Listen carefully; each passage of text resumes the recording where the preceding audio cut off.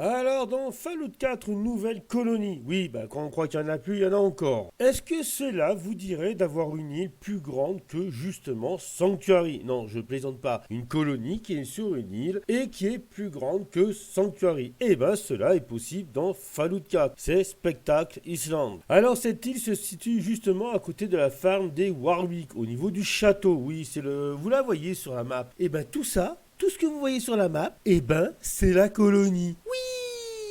C'est la gigaclante. Alors, toute l'île est infestée de fangeux, et quand je dis infestée de fangeux, c'est pas que les crabes, hein. Non, non, c'est carrément papa fangeux, maman fangeux, reine fangeux, voilà, c'est toute la panoplie. Et là, si vous pensez qu'il faut buter les fangeux pour avoir la colonie, eh ben, vous vous gourrez. Bon, une petite enquête, je vais vous spoiler directement l'affaire. Les anciens propriétaires ont mis un système d'ultrasons pour les faire fuir. Alors, faudra donc aller dans un bateau qui est justement échoué à proximité de l'île. Bon, vous avez qu'à suivre les câbles électriques qui sont dans les airs, ça sera très simple. Bateau où il y aura une figurine chance au passage, comme quoi les développeurs se sont dit que ça vous aiderait au passage. Et actionnez justement un interrupteur. Une fois que c'est fait, vous sortez du bateau. Bon, vous survivez au passage à la reine, Fangeux et aux autres. Vous suivez les câbles électriques jusqu'à arriver à un petit cabanon en fer. Dedans, vous avez donc un autre interrupteur qu'il faudra donc actionner. Une fois que l'interrupteur est actionné, il y aura donc des ultrasons qui vont partir sur toute l'île et les fangeux vont faire caca dans la culotte et partir. S'ils ne partent pas, ils resteront donc paralysés et vous pourrez vous faire plaisir en faisant un véritable massacre.